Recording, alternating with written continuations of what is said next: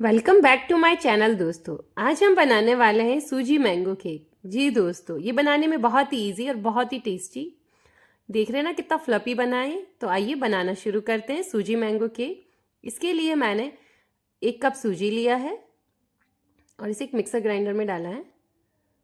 और इसके साथ ही मैंने 3/4 कप चीनी लिया है। अगर आपको बाजार टाइप ऑफ मीठा चाहिए तो आप पूरा 1 कप मीठा शुगर लीजिएगा। इसके साथ ही मैंने इलायची लिए 4 से 5 और कुछ धागे केसर के लिए हैं। इन सबको एक मिक्सर ग्राइंडर में डाल के और हम ग्राइंड कर लेंगे।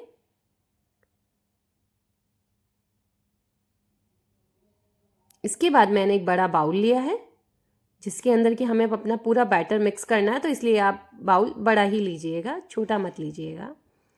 इसके अंदर मैंने एक छलनी रखी है, ये नॉर्मल आटा छानने की छलनी है। और इसके अंदर जो भी मिक्सर हमने ग्राइंड करके रखा था इसके अंदर डालेंगे और उसे छान लेंगे। इससे हमारी सूजी के अंदर एयर आ जाएगी और इससे हमारा केक फ्लफी बनेगा। अगर आप इसे नहीं छानेंगे तो हमारा केक उतना फ्लफी नहीं बन पाएगा, इसलिए ये प्रोसेस बहुत इम्पॉर्टेंट है। हालांकि इसमें निकलता कुछ भी नहीं है, बट आपको फिर भी इसको छानना बहुत ज़रूरी है। इसको हम अच्छे से छान लेंगे और इसके बाद इसको एक साइड में रख देंगे। और इसके बाद में सेम जार में मैंने 1 कप मैंगो लिया है और इसी सेम कप से मैंने 1 कप दूध लिया है। ये नॉर्मल गाय का दूध है, आप चाहें तो भैंस का या मार्केट का कोई भी दूध यूज कर सकते हैं।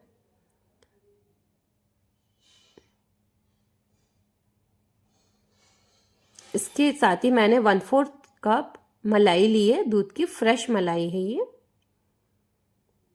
और इन सबको मिक्सर में फाइन पेस्ट बना लेंगे। और जो छान के हमने सूजी चीनी और उसका रखा था बैटर, उसके अंदर मिक्स कर देंगे। एक स्मूथ सा बैटर बना लेंगे। केक के अंदर मेन इंपॉर्टेंट चीज़ जो होती है वो मेजरिंग होती है। तो आप जो भी मेजरिंग कप है उन्हीं का यूज़ करें। अगर आपके पास में कप नहीं है, मेजरिंग स्पून्स नहीं है, तो आप नॉर्मल स्पून से रखें, बट आपको एक ही चीज़ रखनी है। जो भी आप कप कटोरी डिसाइड कर रहे हैं, आपको उसी से ही सब चीज़ें नापनी है और उसी से ही आपको इक्वल क्वांटिटी लेनी है। केक में सबसे मेन फंडा यही होता है, नहीं तो आपका केक कहीं से या तो जल जाएगा या कहीं से उठ जाएगा और कहीं से दब जाएगा या अंदर से कच्चा रह जाएगा। सबसे मेन इंपॉर्टेंट चीज़ जो है वो मेजरिंग स्पून्स एंड क्वांटिटीज़ है। आप देख रहे हैं ये बैटर एकदम स्मूथ बन गया है, इसमें कोई लम्प्स नहीं है, मैंने एकदम स्मूथ बनाया। अब इसको हम 1 आवर के लिए रेस्ट देंगे, तब तक हमारी सूजी फूल जाएगी। 1 आवर तब तक हम हमारे जो केक टिन है उसको रेडी कर लेंगे। मेरे पास यहाँ पे केक टिन है। अगर आपके पास में केक टिन नहीं है तो आप कोई भी नॉर्मल कटोरी यूज़ कर सकते हैं। इसके अंदर सबसे पहले मैंने बटर पेपर लगाया है और उसके ऊपर घी लगाया है। अगर आपके पास में बटर पेपर नहीं है तो आप नॉर्मल कोई भी कॉपी, जो भी नॉर्मल वाइट पेपर होता है, कॉपी का पेपर होता है, वो यूज़ कर सकते हैं। उसको जो भी आप केक टिन यूज़ कर रहे हैं, कटोरी यूज़ कर रहे हैं, उसकी शेप का आप काट लीजिए और उसके ऊपर घी लगा लीजिए नॉर्मल। और उसके बाद में मैंने सूखा आटा लिया है, नॉर्मल रोटी वाला, वो उस पर डस्ट कर देंगे हम और उसके चारों तरफ उसको फैला लेंगे ताकि हमारा केक कहीं से भी चिपके नहीं और जब हम इसको डिमोल्ड करें तो ये आसानी से डिमोल्ड हो जाए। इसके साथ ही मैंने रिंग के भी चारों तरफ घी लगा लिया है।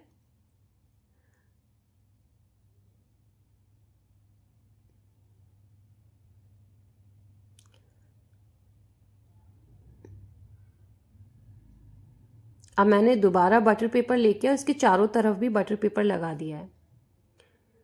ये बटर पेपर लगाने से हमारा केक बहुत ही आसानी से डिमोल्ड हो जाता है। दूसरा, वो साइड से जलता नहीं है और तीसरा, उसमें एक मतलब अजीब सा फ्रेशनेस और वो रहता है।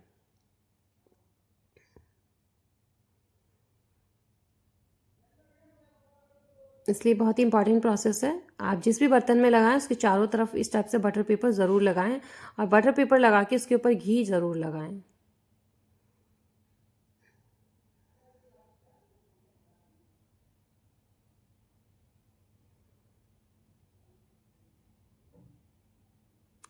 आज का ये केक मैंने कढ़ाई में बेक किया है। आप चाहें तो माइक्रोवेव ओवन में भी इसको बेक कर सकते हैं। मैंने नॉर्मल इडली वाला जो कुकर होता है उसके अंदर इस केक को बेक करके बताया है। मैंने इसके भी चारों तरफ सूखा आटा डस्ट कर लिया है। घी मैंने पहले ही लगा लिया था रिंग पे, तो अभी ज़रूरत नहीं है।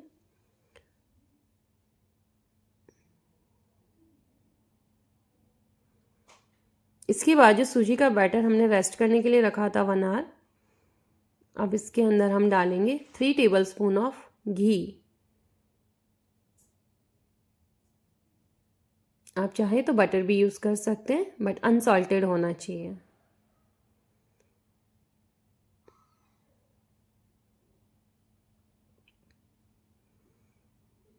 इसको भी हम अच्छे से मिक्स कर लेंगे, घी को भी। इसके साथ ही हम इसके अंदर डालेंगे 1 टेबलस्पून ऑफ बेकिंग पाउडर। जी दोस्तों, ये बेकिंग पाउडर यूज़ किया है मैंने, बेकिंग सोडा यूज़ नहीं किया इसके अंदर। बेकिंग पाउडर है ये, और 1 टेबलस्पून है।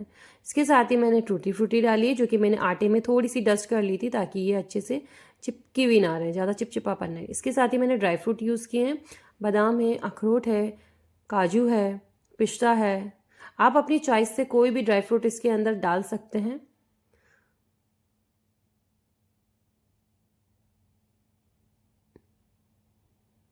अब हम इसको, जो हमने केक्टिन रेडी किया है, उसके अंदर इस सारे बैटर को पोर कर देंगे।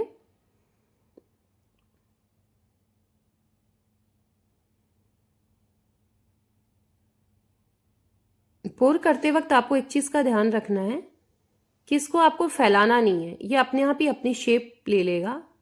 आपको कोई छिड़खानी नहीं करनी है इसके साथ में, नहीं तो इसमें एयर बबल आ सकता है, और हमें कोई भी एयर बबल नहीं चाहिए, नहीं तो हमारा केक कहीं से फूल जाएगा तो कहीं से दब जाएगा। अब हम इसे नॉर्मल टैप कर लेंगे ताकि इसमें कोई भी एयर बबल ना रहे। 4 से 5 बार इसको टैप करना है। कोई भी अगर एयर बबल बना भी होगा तो वो निकल जाएगा। अब हम इसको ऊपर से गार्निश कर लेंगे। गार्निश के अंदर मैंने सेम वही ड्राई फ्रूट जो मैंने केक के अंदर यूज़ किए हैं वही डाले हैं, वो मैंने बचा लिए थे थोड़े से, जिसमें अखरोट, काजू, बादाम, पिस्ता।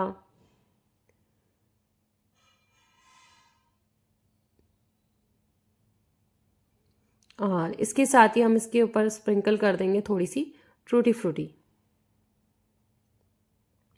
आप चाहें तो इसके अंदर मैंगो चंक्स भी डाल सकते हैं, बट मुझे वो केक के अंदर थोड़ा ठीक नहीं लगा, इसलिए मैंने नहीं डाला। मुझे प्योरी ही पसंद है। आप देख रहे हैं हमारे केक कितना सुंदर लग रहा है। अब ये जाएगा कढ़ाई में बेक होने के लिए। ये नॉर्मल कढ़ाई है, मैंने इसमें कोई नमक वमक ऐड नहीं किया, क्योंकि नमक डालने से ही सॉल्टी हो जाएगा केक का टेस्ट।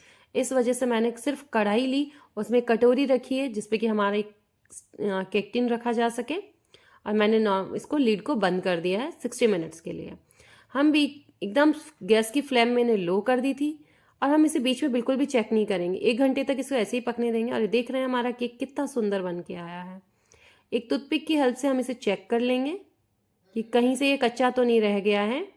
मेरा टूथपिक एकदम क्लियर आया है 60 मिनट्स के बाद। अगर आपको लगे कि केक आपका अभी भी कच्चा है तो आप उसको 10 मिनट के लिए और पका सकते हैं।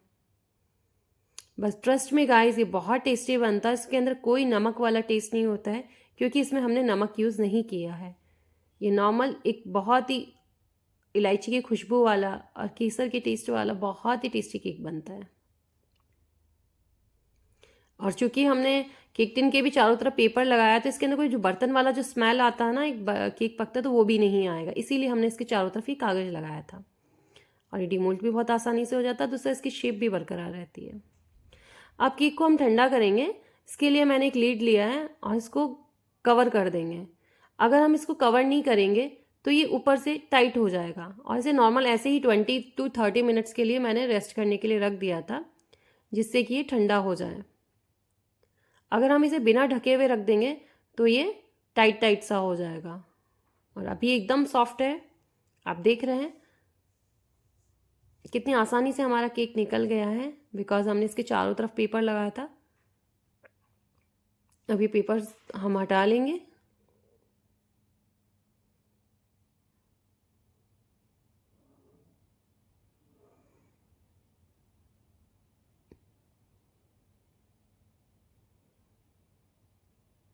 तैयार है हमारा मैंगो सूजी का ट्रूटी फ्रूटी डिलीशियस केक। जी दोस्तों, अब आप इसका मैं बैक साइड भी दिखा देती हूँ। ये देखिए, हमारा केक एकदम फ्रेश और फ्लफी बना है। वो कहीं से भी ओवर कुक नहीं हुआ है, तो कहीं से भी वो दबा भी नहीं है। वो एकदम ठंडा हो चुका है, तो देख रख सकते हैं आप, मैं उसको आराम से टच कर सकती हूँ। ये एकदम परफेक्ट बेक हुआ है। आप भी खाइए, औरों को भी खिलाइए। मेरे चैनल को सब्सक्राइब ज़रूर कीजिए। Thank you so much.